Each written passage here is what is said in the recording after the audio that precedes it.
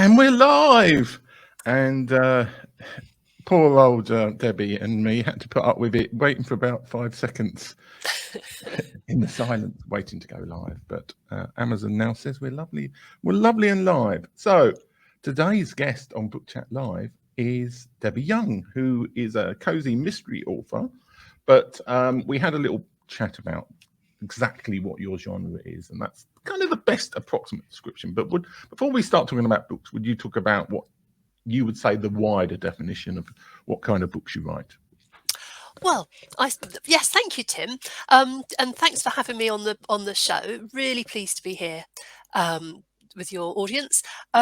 Yes, I started out writing short stories actually years ago, and but I have 9 novels out, 7 of which are definitely cozy mystery.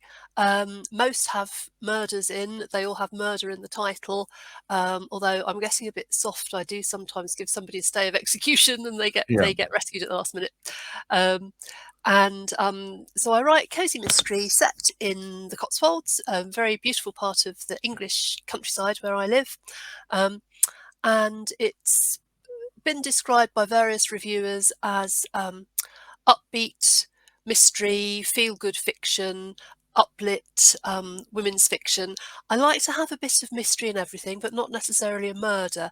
And I'm veering more and more towards romantic comedy. There's an element of romantic comedy in everything I write.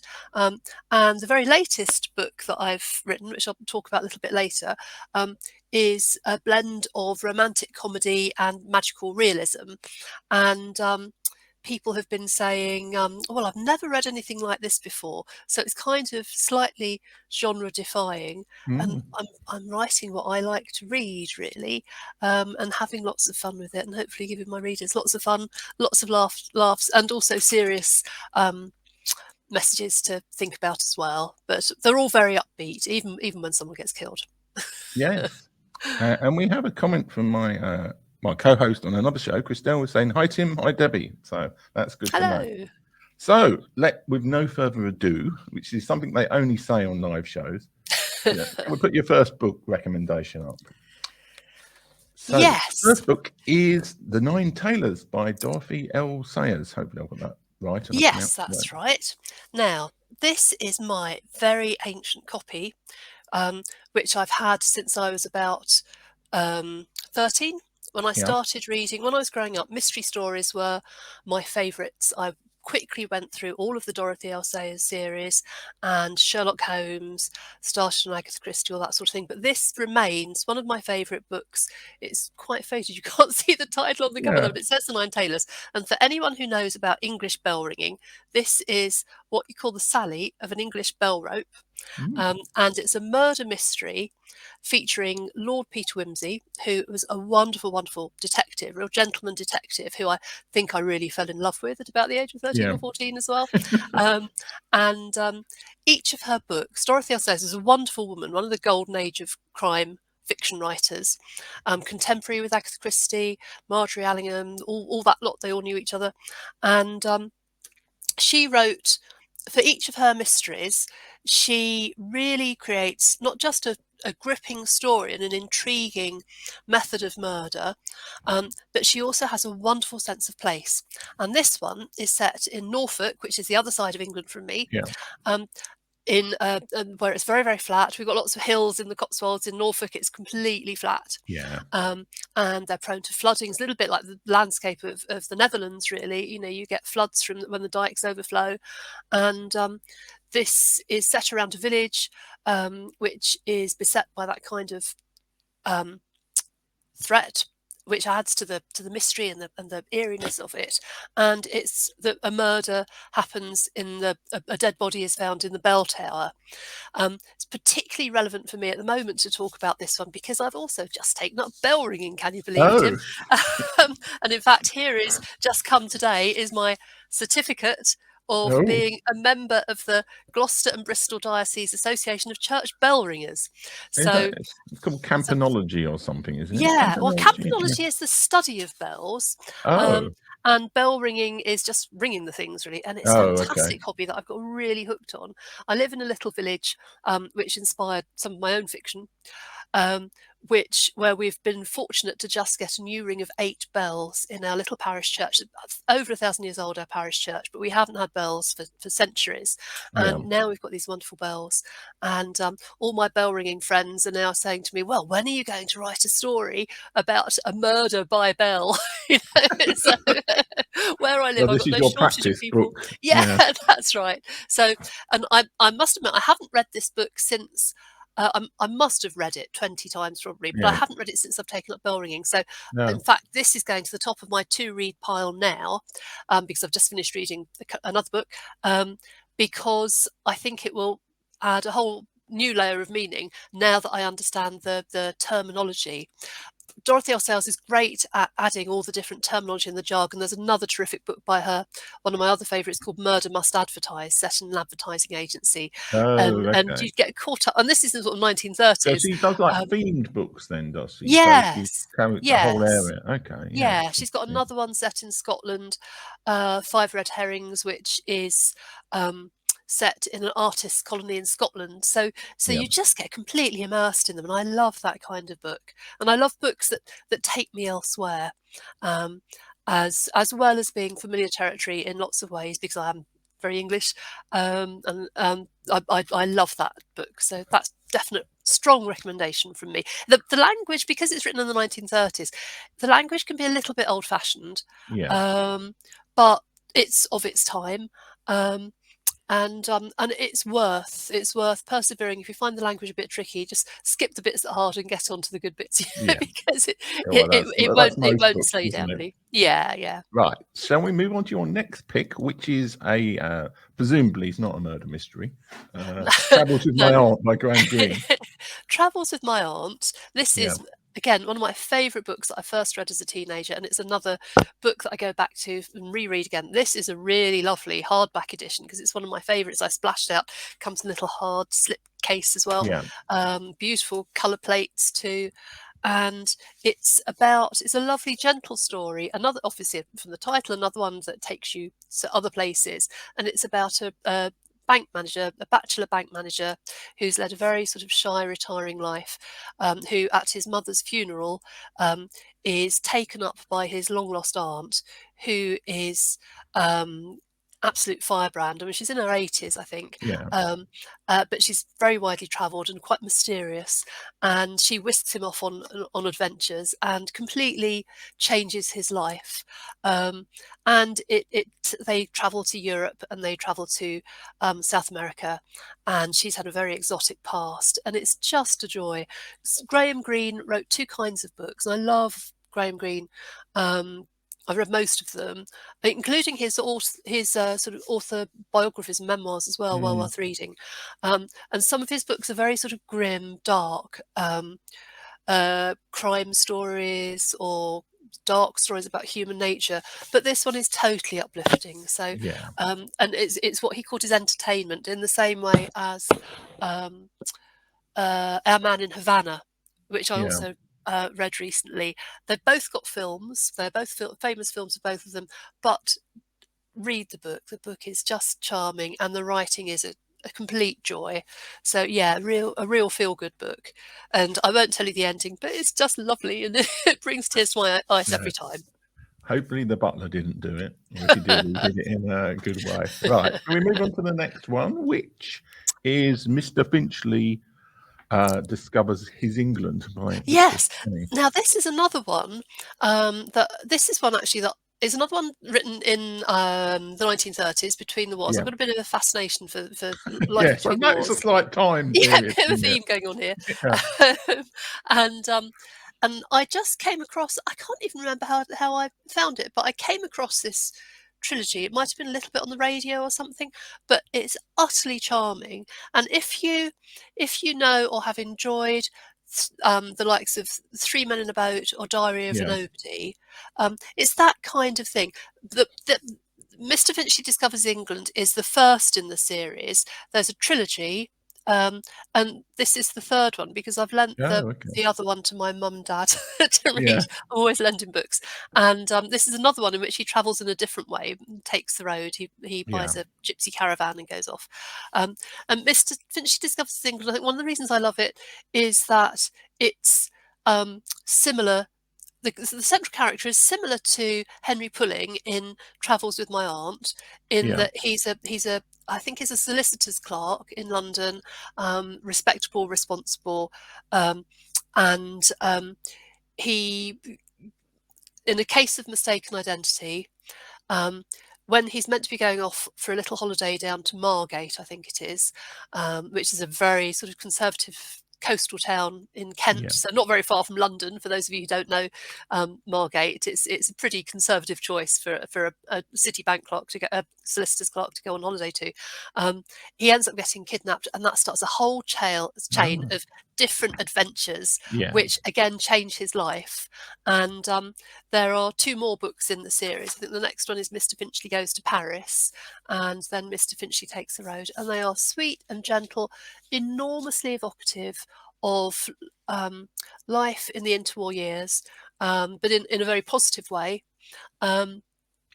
And they capture all the rural, as well as a bit of crime in there. They capture the beauties of rural England, because he goes all over the place in England, down to Cornwall and Devon and Dorset, I think, as well. And they are just a joy to read. Really, really sweet, gentle, feel-good books. And I think they've only quite recently been revived. He was a huge bestseller. He wrote lots of other books as well, including mysteries and crimes and thrillers and things in sort of 30s, 40s, 50s. And they've just been rediscovered, I think, and they are delightful. It sounds really nice just from the title, to be honest. Yes, it's sweet. Shall we talk about another acclaimed author, which is Debbie Young, and Mrs. Morris Changes Lanes by Debbie Young. Of course, you are Debbie Young, so that's your first book on the list. So can you briefly describe what happens and why you wrote the book? Yes, this is another one which is it's my most recent book, and it's a story that just came into my head. It's another story of a journey, as you might guess from the title, Mrs. Morris Changes Lanes. And this little purple Mini is kind of like a magical mystery car for her. She's a 50-year-old woman in a dull marriage, really fed up, put upon by her husband and her grown-up children, and she has to take her husband's car down to the repair shop to get it fixed. And the very kindly man, the mechanic at the garage, takes pity on her and says, don't just hang around here waiting for it to be fixed. He realises that she's a bit sort of downtrodden. He says, I've got this special courtesy car in the corner, borrow that, just put the sat-nav on scenic route, go off for a drive and have a nice afternoon out. And so she thinks she's just this is set in the Cotswolds as well, around Cirencester, and she thinks she's just going to go off and have a pleasant little afternoon of being a tourist, but in fact it takes her off into a whole different journey, which ends up, this is the book that people said, it's nothing like I've ever read before. I didn't know where you were going with this, but they just kept reading. And it's about her having a fresh start in life, rediscovering herself, and it's happy ever after, because I do like a happy ending. In spite of writing some murder stories, I always have an overall happy ending in everything that I write, because I'm a happy-go-lucky type. I'm ever the optimist. But this has got lots of humour in. Lots of people have said to me, I want a car. Lots of women particularly have said to me, I want a car like that. People going to the Cotswolds to buy sat-navs now because it will take them a more exciting journey. I had great fun with writing about the sat-nav here, because one of the starting points for the story was that when my daughter, who's 18 now, when she was little, she was completely under the illusion, she's completely convinced that the way sat-navs worked was that when the person who was talking to you, giving you directions, was a real person away in some control tower who had you sort of mapped, following on a map somewhere. So I've had lots of fun with jokes about sat-navs, and so that was good fun to write. We have a comment from my co-host on my other show, Christelle, was saying, James and I like to read together, and these books sound delightful for some peaceful, happy reading. So maybe you've got a new reader there. So shall we go on to the next book, which is by the same wonderful author, which is Yes. Oh, she's a Best busy Murder in lady, Show. isn't Debbie Young?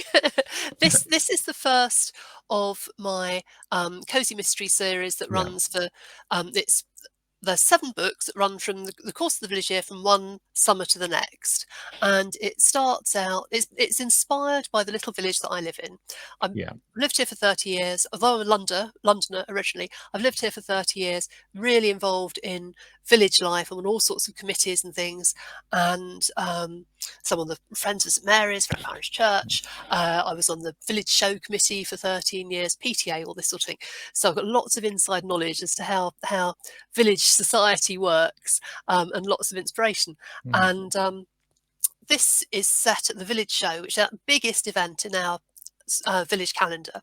It's a classic horticultural show, where you have people showing their prize vegetables and fruit and flowers and baking cakes and all sorts of things. We have a carnival parade. It's terrific fun, fun fair, all sorts of things, terrific fun.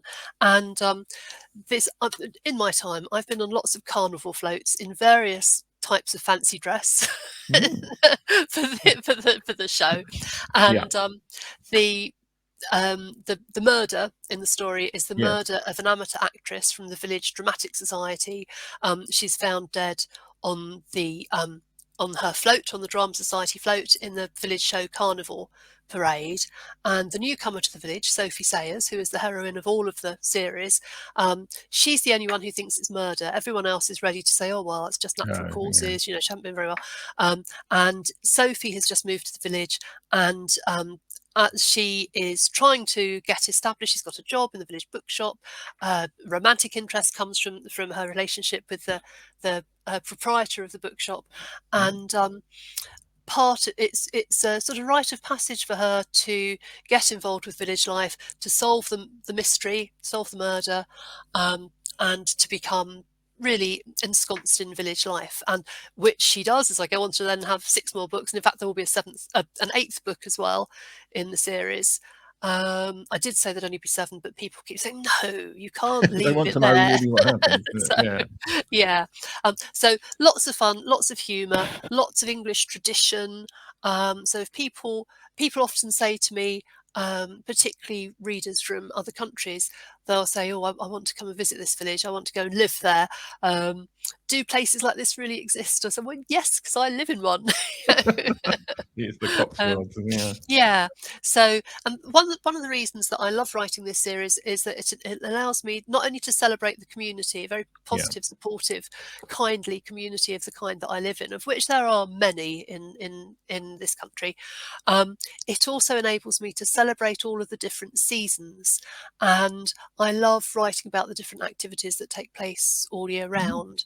So, for example, we've just had Remembrance Day in the village, and we have a lovely service. We have a service around a war memorial, and so even though my books are largely comedy, I include serious things.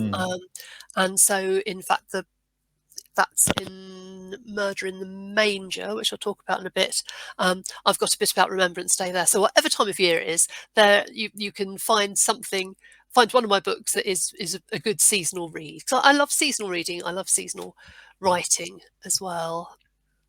Okay, so the next book is not by Debbie Young. I have a feeling I have corrected this on here, though. Actually, on Amazon it says autobiography, Anne by Agatha Christie, but an autobiography. I don't know what it says on the actual. I think that's librarians' listing, isn't it? They leave off the little words at the beginning, but it's an autobiography by Agatha Christie. Yeah. Unfortunately, I've also lent my copy to my sister at the moment. So we'll never know the answer. People have to go and buy it to find out whether it actually says an autobiography by Agatha Christie or autobiography, Anne by.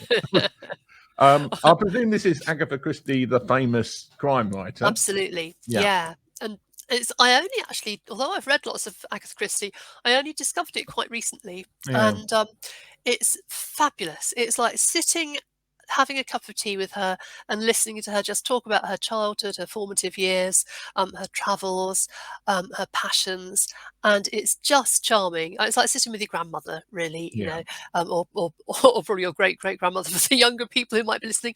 But it's just charming, and it's also, I love reading author memoirs and autobiographies anyway, because it inspires me for my own writing life.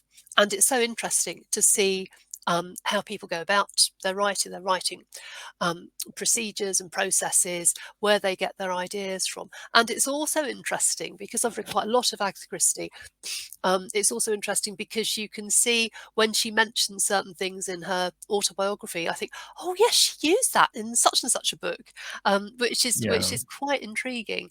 And then I don't feel so bad for raising my life the details as well. I mean, all the people in my books are fictitious, but it's the little details of sort of mannerisms and funny sayings and things that so many writers pick up on. Don't you? Yeah. Right. Yeah. So it's a huge book. It's very, very long, but it's about 600 pages something, but it's just an easy read, and I couldn't put it down because you just feel like you're sitting at her feet listening to the master, you know. And it's wonderful, really lovely. Right. So we're going to go on to the next book by the same author, but I presume this is not her autobiography. Well, it's interesting actually, because it's now published. It's now listed on Amazon as by Agatha Christie, but it's one of the books that she wrote under her pen name Mary Westmacott. And and I think there are six books, 6 novels that she wrote that are that she originally published under Mary Westmacott, and she wanted to. Her publishers were always pressing her for more and more crime fiction. Of course, she wrote huge volume, huge quantity, but she wanted to write a different kind of book, which it describes them as crimes of the heart in some places, and it says 6 bittersweet and very personal novels, as compelling and memorable as the rest of her work. Now, they're beautifully written.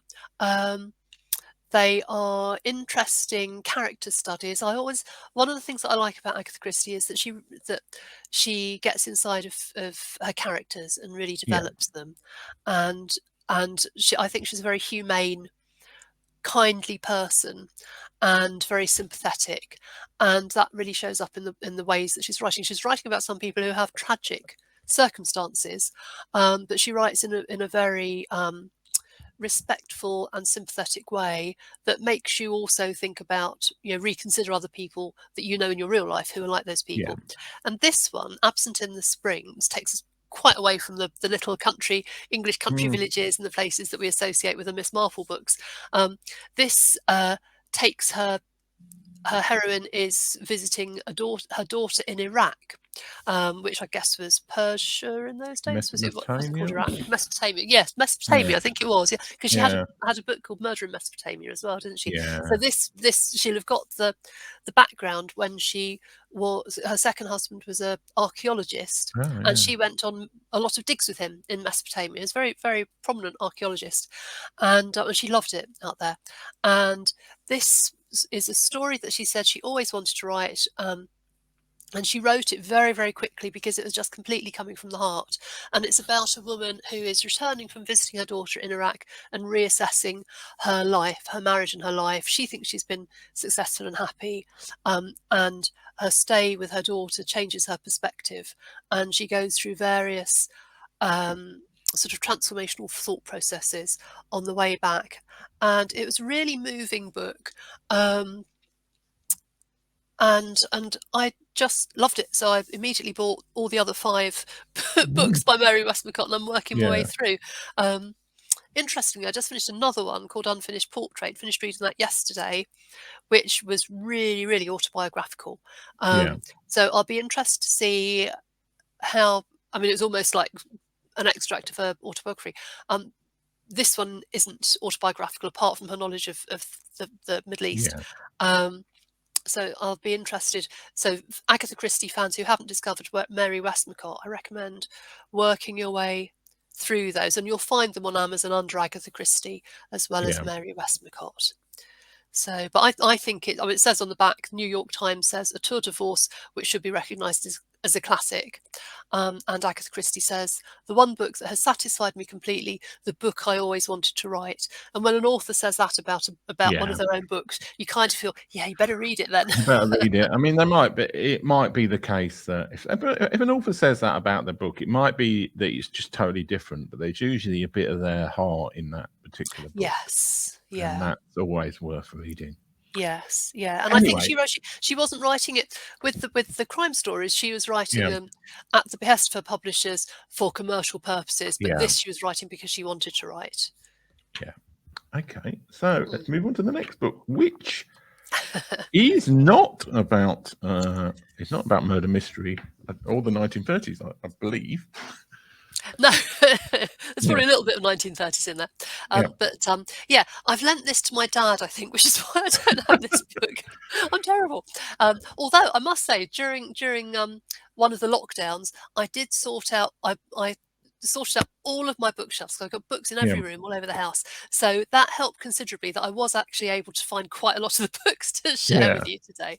But Empireland, I read an article about it in the Times magazine, the London Times, rather than the New York one, for whom Sathnam Sanghera is a columnist. yeah, He's not a historian, but he is, because he is of Asian descent, born and raised in Wolverhampton in the West Midlands near Birmingham, around that yeah, part of England. So it's absolutely British, but with this Asian descent, and which obviously gives him a vested interest in finding out more about our past as a nation and our relationship with what was once the British Empire.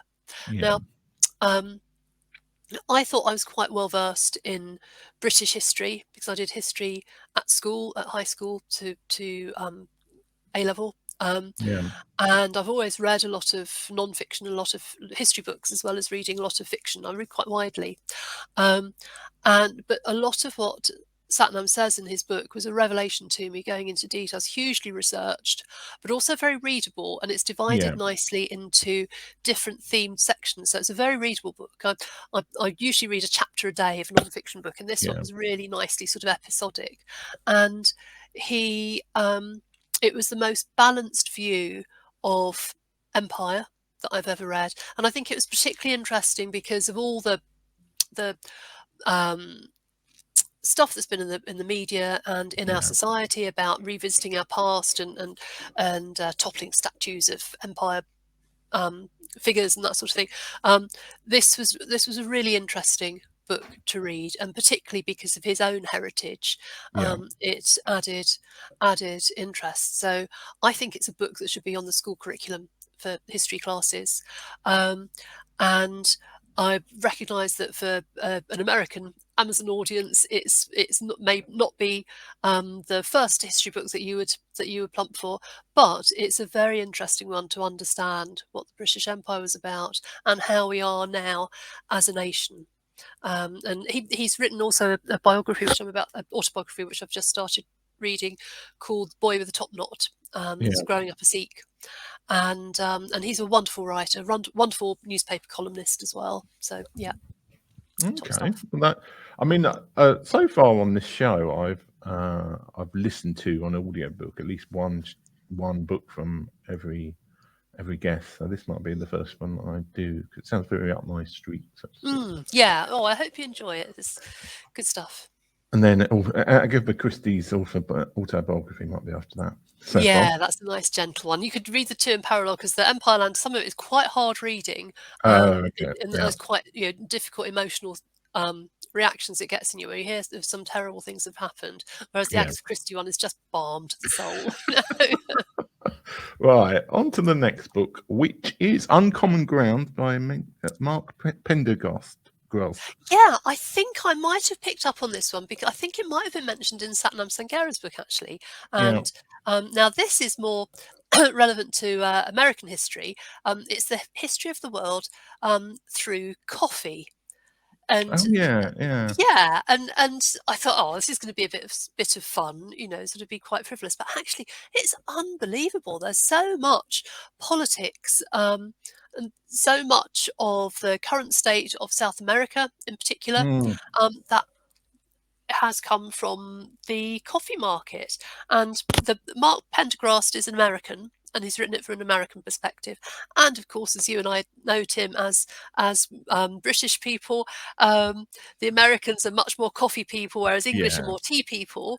And there's an explanation for that in Uncommon Grounds as well.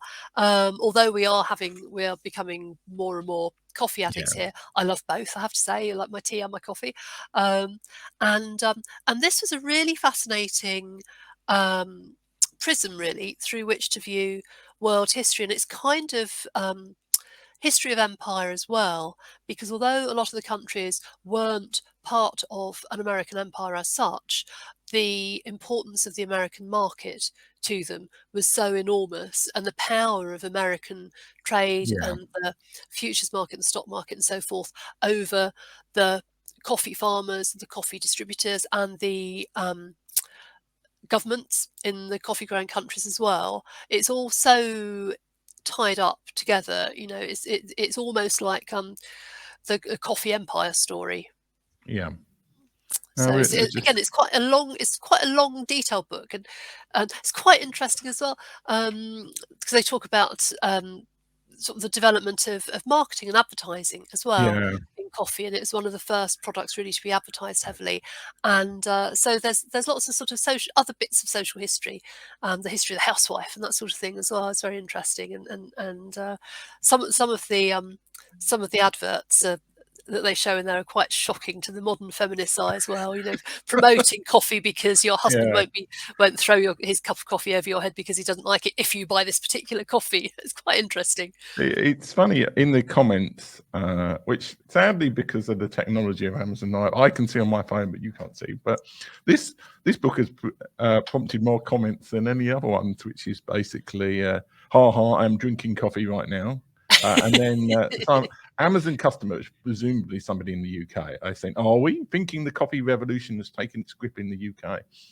I'm much more on the coffee side, though I do still drink a little bit of tea, but I think once you get out of the urban monstrosity that is London, you get back into the tea world drinking in the UK. So Well, I do love a nice tea room as well. I mean, yeah, I don't feel the average coffee house, the chains, yeah, isn't quite so. I was going to say not quite so much my cup of tea.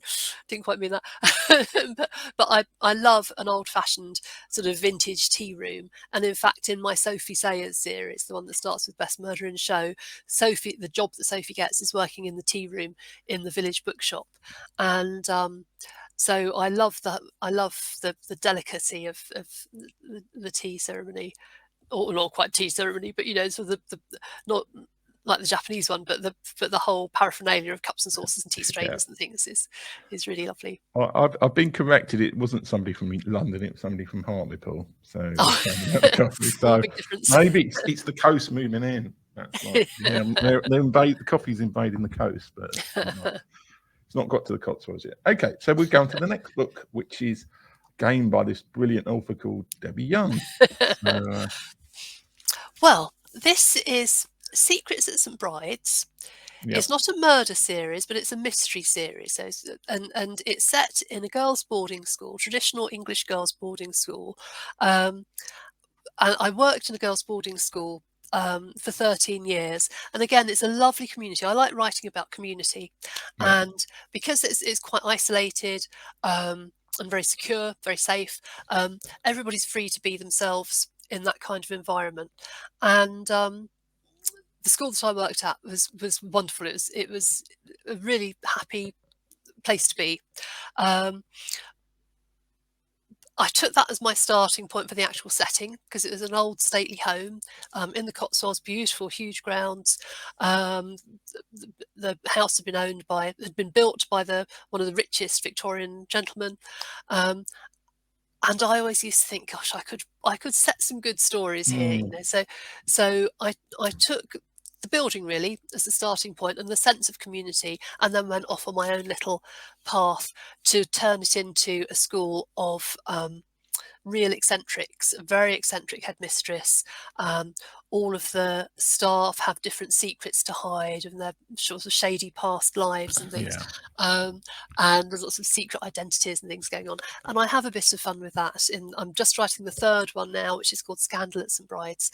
There's also a little bit of a crossover, because on their days off, the teacher in here who's the main focus of attention, Gemma Lamb, who is an English teacher, she goes off to visit the tea room and bookshop in the other series. So I have a bit, and a few readers have said, "Oh, why don't you set the two of them together? Gemma and Sophie could go off and solve a mystery together." Haven't quite got that far yet, but that's a fun thought. So again, it's celebrating community and again seasonal. So this first one starts at the beginning of the autumn term, which in English schools, as you know, Tim, we have 3 terms, autumn, spring and summer. So this is for the first half of the autumn term, September to October. And then eventually there'll be 6 books going through the course of the school year, which again enables me to celebrate all the different fun things that happen in the school year. So that's that one. Okay, well, let's move on to the next book, which is Prairie Fires by Caroline Fraser. Yeah, now this is a complete departure in some respects, in that it's another life story of an author, this time of Laura Ingalls Wilder, who was one of my favourite authors from when I was about 7 or 8 and I first read Little House in the Big Woods. And again, I go back to her books time and time again. I find her absolutely fascinating. I find the history of the pioneers heading west, as she did with her family, trying to survive and find their American dream against all the odds. I find it endlessly fascinating. I'm just so filled with admiration for all of those generations who did that. And I've always been aware that the series of books that starts with Little House in the Big Woods was really aimed at children and young readers. And although partly autobiographical or drawing on her own experiences, it's partly fictionalized as well. And so it was very interesting to read the detail of her own life. And it's in huge detail. It's an enormous book. I think it won a Pulitzer Prize or something. It's tremendously well researched and very balanced as well, because there have been various biographies of her over the years. And it was absolutely fascinating and told you details that, of course, she wouldn't have put in a book for children. But it was absolutely gripping and just increased my admiration for her even more, and my sympathy and my admiration for the pluck and the courage and the resolution of all who lived as she and her family did. Okay, and the next book, I think, is by, it's not the same author, it's the author this book is about. Exactly right, yes. Which is The Long Winter by Laura Ingalls Wilder. Yeah, now I've actually I bought all of a set of the books for my daughter, and this is the modern version, The Long Winter. And I've also got, because I'm just completely addicted to her, I've also been buying the editions that I had when I was a child from charity and second-hand shops. And The Long Winter is the story of when she's living in Dismet, and there is, as the title suggests, an incredibly long winter. A blizzard cuts them off, and it's they are absolutely desperate. You know, they're grinding the seed corn that they'd saved up for the next spring planting. They're grinding that up with a coffee grinder so they've got flour to make bread, and they are so close to just dying really in this winter. And I read it most winters because it's an incredibly inspiring story of fortitude and resolve and courage. And also, if it's feeling at all cold or snowy here, and I'm feeling a bit sorry for myself because I don't like winter, Yeah. then it puts it into perspective. And I think Yeah. I'm complaining about an inch of snow, and these people had feet upon feet of it, But it's a story more as with each progressive story in her series, they are for a slightly older audience. Yeah. And so this is really one more for grown-ups, or more so than the books before. But I think they all withstand reading by adults as well. Yeah. And as I was saying, I love seasonal reading and seasonal writing, and so the Long Winter is just a book that it sits on my winter reading shelf. Okay. Right. And so we go on to a totally different author, who is Debbie Young. Well, having said about the seasonal reading, this one takes place in the second part of the autumn term, so it's November to December. So that's at this time of year, and it includes. They have some snow. They have a Christmas fair, so that's quite a jolly read for just now. But also, it's quite fun because I've got a bit of transatlantic goings on here.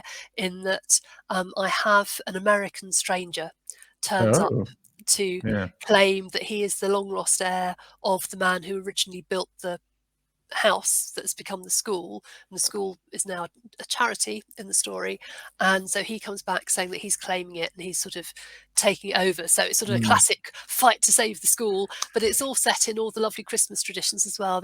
It starts off with fireworks party for November the 5th, very English tradition, which of course would flummox any American who's not come across it before. And it goes through all the very English things. So I have lots of jokes about English and American relations. I actually lived in America when I was a little girl for a year. Whereabouts?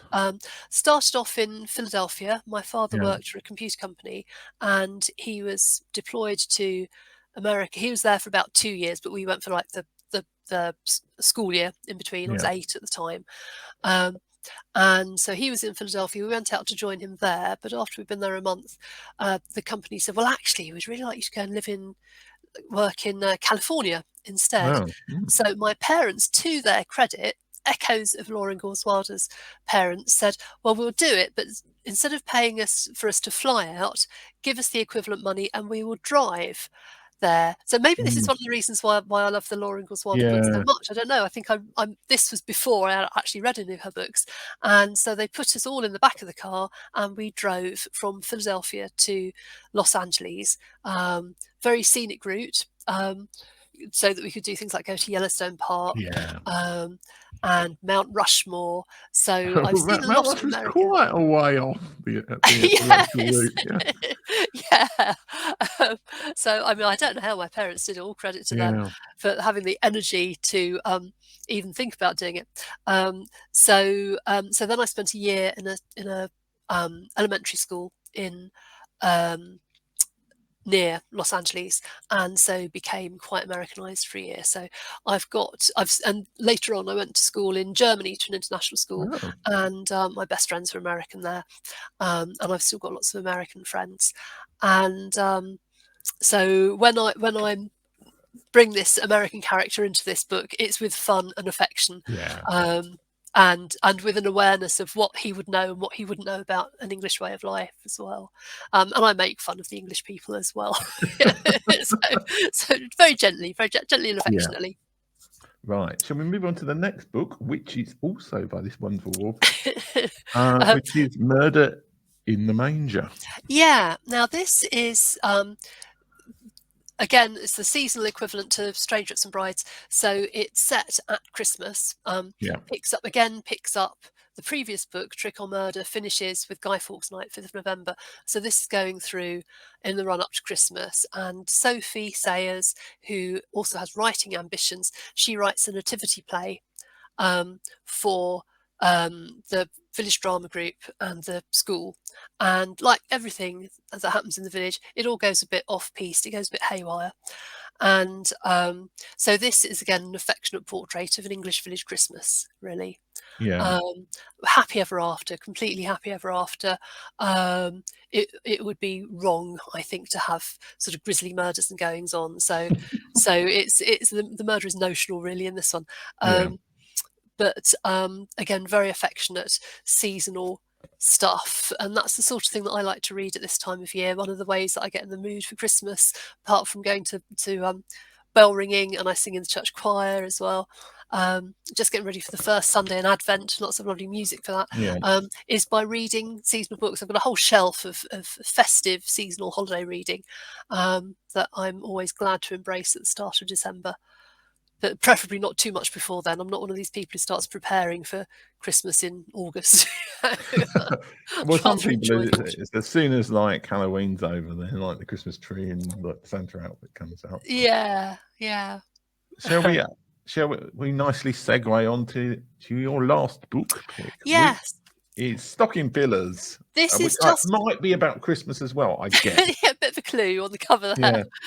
This is just a little bit of fun. It's 12 short stories, as you can see, a very, very thin book. And this is really written as an antidote to pre-Christmas stress. So they're 12 funny, light-hearted, gentle little Christmas stories. People have said to me, well, they read it every Christmas, which is nice. And I've picked out different aspects of Christmas, like giving presents and the Christmas dinner and all that sort of thing. So the first story is sort of spoof on the Christmas letter that you get from your relatives, one of these boastful letters that you get from relatives. And that's just a little bit of fun. Stocking fillers, I think in America, they call them stocking stuffers. But which I didn't find out until I must have known it when I lived in America, but I didn't realise it until I published this as Stocking Fillers. So it's a little book that if you're doing Secret Santa at work, then it's got a really low price tag, and so it's quite a good thing for a Secret Santa present. We have a question which nicely helps to fill up a bit of the time in the interview. From Chriselle, which is saying, can we purchase Debbie's books out of order, or do you suggest a reading in order? And like, what would you say would be, I was thinking like, what would you say would be a good introductory book to your writing in terms of what you've written? Yeah, okay. Well, you can read all of the books standalone so that the novels will work. They'll make perfect sense if you just read one of them or if you read them out of order. But there is also an overall plot arc of the development of the main characters in particular, so that in the Sophie Sayers books, for example, in the first one, she arrives as a newcomer to the village. She's inherited a cottage from her great aunt, and she used to stay there when she was a child, but she hasn't been there very much since her teens. And so she kind of knows it, and people kind of know her, but she's not used to village life, and so she sort of blunders a little bit to start with, and she has to get to know everybody, and they have to get to know her. And so gradually she starts off, she's coming away, she's arriving in the village with after a difficult relationship, been undermined by her previous boyfriend, and so she's coming in, he's wound her up a little bit, saying, oh, you don't want to go and live in a little place like that, it's full of murderers, think of Midsummer Murders and that kind of thing, which is kind of a running joke as well.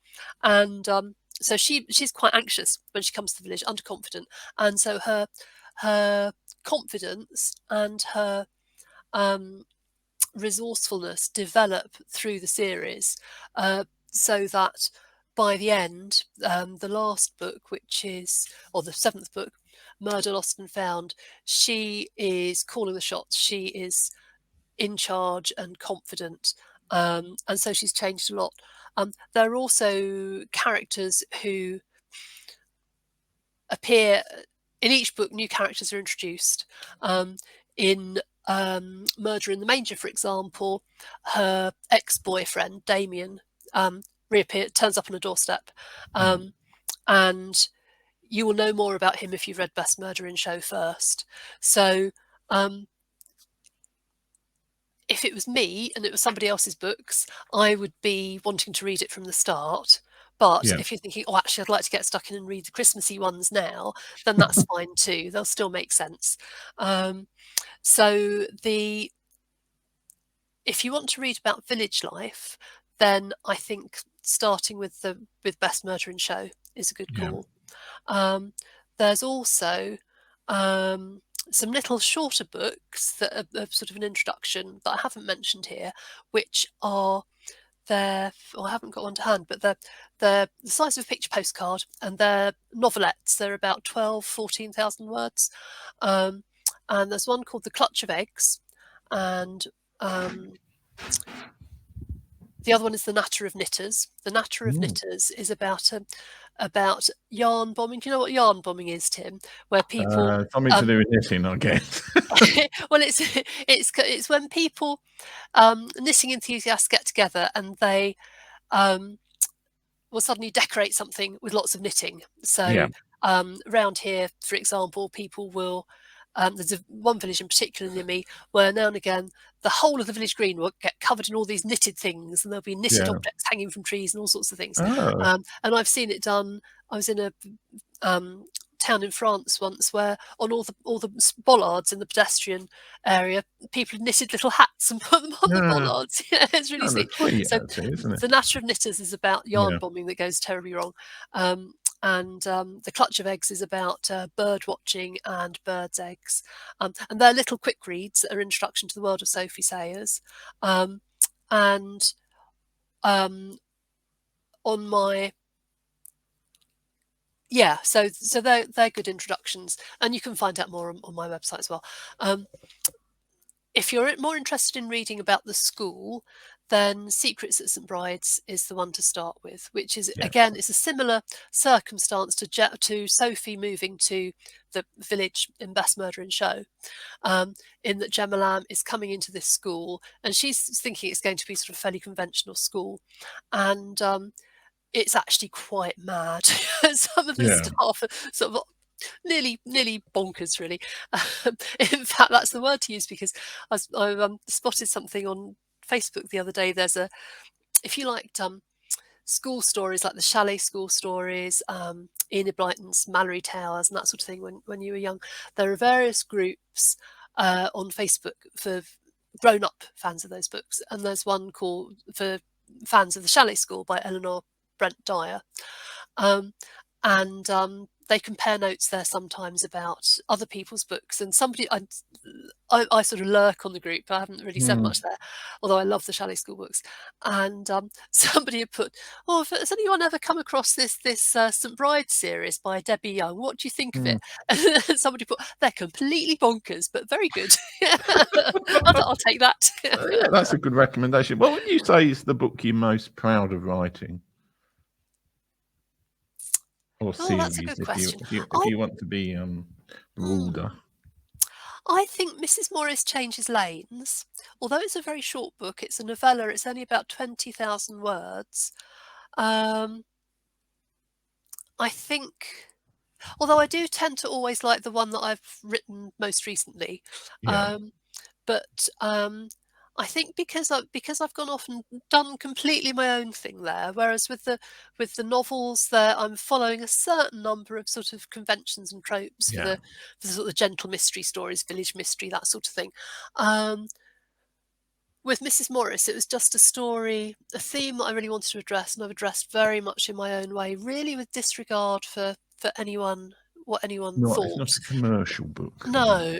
And in fact, when I sent it to my editor and said, "Look, be honest. If it's a load of nonsense, tell me." And she said, "No, it's wonderful." So I've had lots of really good feedback about it as well, which is reassuring.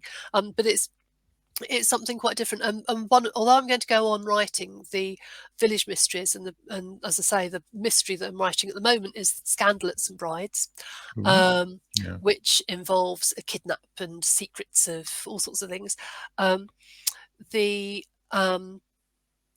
book that I'm planning to write next year is going to be a similar style to the Mrs. Morris Changes Lanes, which has been described as uplit, sort of well-written, a well-written page turner is Yeah. what that means really.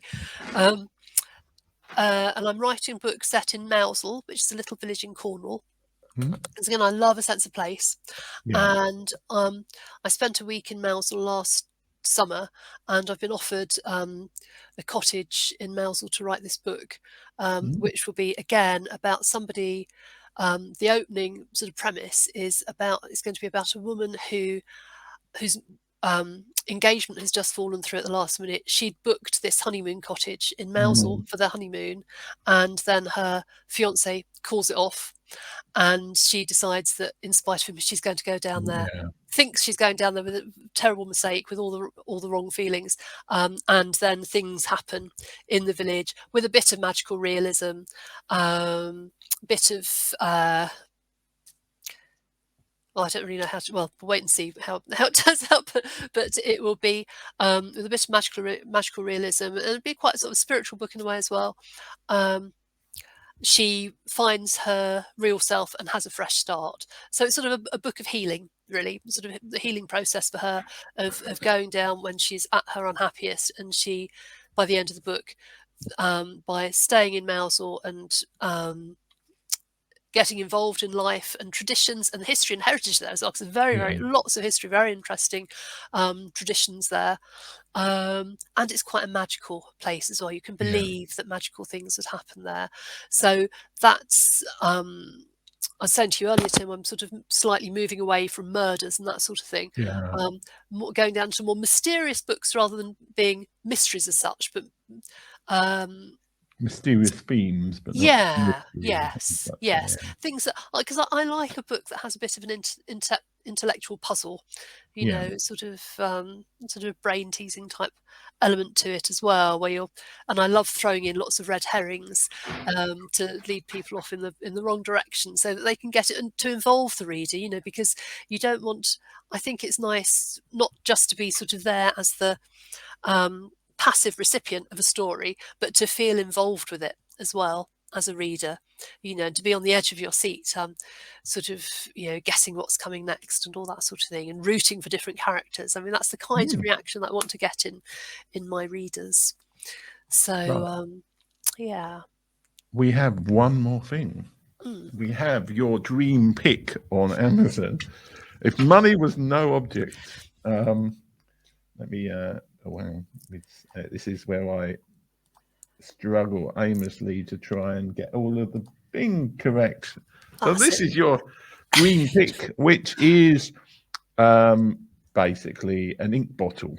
So why like of all priced. The like hugely expensive things that you could have on Amazon, why did you pick this as your dream pick? Well, I write my books by hand. My first drafts are written by hand with a fountain pen. I was originally going to choose for my dream pick a fountain pen that cost £2,000. Been on my wish list, which was a beautiful gold Parker pen. It had the picture of the globe on it, and it was just gorgeous. How you could justify paying £2,000 for a pen, I do not know. But I put it on my wish list for a bit of fun, really. But then it's disappeared, so I think they no longer make it. It was a limited edition. But what I do write with is I've got a lot of old fountain pens, little vintage ones that I buy on Amazon, sort of secondhand ones, pre-loved ones, and I've also discovered this beautiful brand of ink called Diamine. I'm not sure if it's Diamine or Diamine. So this is a little bottle there that's showing. This is one of the colours. I've got 3 different colours on my desk at the moment. That one is Aurora Borealis, which is a lovely purple. This one's sepia. And this one is poppy red, which is good for corrections. And I've got a purple, some shade of purple down in my writing hut as well. And the ink is lovely to write with. It's beautiful flowing ink, and the colours are really different. But I mean, I don't know about you, Tim, but when I was at school, we wrote in pen and ink, and it was either royal blue or black. And we Yeah. tended to use royal blue because it was washable and it would come out of our school uniforms when we spilt it. So it's lovely having all these glorious colours, and these diamine inks come in with the most beautiful names. So that one that I chose for your list is called Starlit Sea, and I thought, well, that would be just the right colour for writing Moon Over Mousehole with, because on the cover Yeah. it's going to be a similar cover to the Mrs. Morris Changes Lanes, but with a lovely sort of nighttime sea view over the harbour with all these little fishermen's cottages and the harbour at night time with stars in the sky. And I thought, Starlit Sea, that's got to be the right ink. How did I think we might have done a Twitter chat on this, so I can't remember actually, but how does your writing process work then? Do you like write a chapter and then go and type it up afterwards, or and do you use different colours? Because you've got all these different colours. Do you use like different colours for different purposes, or do you just use one colour for the whole book? I use one colour for the first draft. I write the first draft by hand, and then I get somebody else to type it. My daughter's typing it for me at the moment. She's on a gap year in between school and university, and then I print it out and edit it again with fountain pen, but usually with different colours because it shows up much better. So something like poppy red is going to show up really well on a typescript for correction. And then, so I do one chapter at a time. When I'm in writing mode, I write a chapter a day. So I've just written chapter 8 of Scandal at St. Bride's this morning. And then I write by hand. I write very fast because I'll already have had an outline plan for the book. So I've got a few sentences per chapter. So I know what's going to happen, but it will change a little bit as I go along. And sometimes I might move chapters around, or a few extra chapters will creep in, but I know the basic shape of the story. And then I go through, once it's all in place, I then edit the whole thing, which is a very long process. And I go through probably about 10 times, each time typing the changes and then printing it out again, marking it up for more changes, typing them in, printing it out again. So it's quite laborious, but the process works well for me.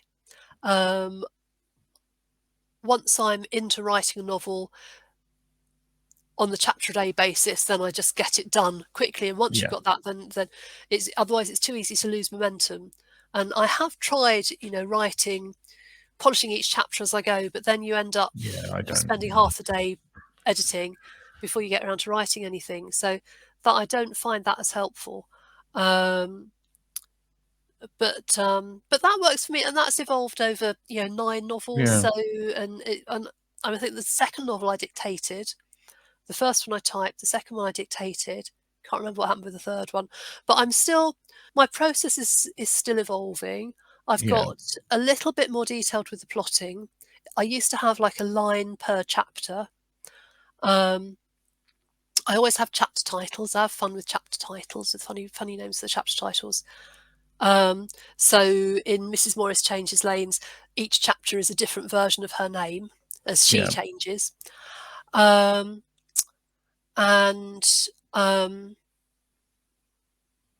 So that works for me really. So, and then eventually I get to the point where I'm completely blind to it, and I send it off to my editor and also to one very treasured beta reader, at least one very treasured beta reader. I've got one who reads everything, who's wonderful.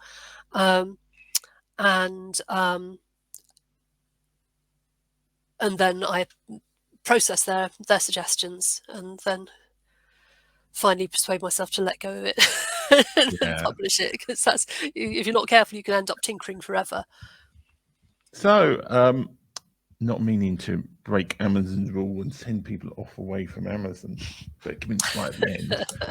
How can people get in touch with you if they want to know more about your books and other things? Yeah, I've got, the best place to start is my website, which is www.authordebbyyoung.com. There's a readers club there that you can join, where you get a free sample as well of a book, of a little novelette. There's also links on there to my social media, Twitter, Instagram and Facebook. There's a contact form on there if anybody wants to ask me any questions. I'm always very happy to hear from readers. And also always happy to be invited on shows like yours, Tim. It's always good fun. Yeah, that's good. That's a nice way to end the show. So now I've got to try and work out which buttons I have to press in the right order. So thanks to all the people watching. And yes, thank you so much, everybody. There's going to be another book chat live, 2 in one day. Usually it's 1 a month I do. We've had a comment saying we are starting with book 1 of Debbie's. Oh, okay, they're already starting to read your stuff. I hope you enjoyed. Obviously being successful. I have another show in 5 hours' time, 9 o'clock UK time. Well, I'm talking to somebody quite different, a natural healing sort of more woo-woo author about her books. So that's your things about yoga and crystals and all that kind of stuff.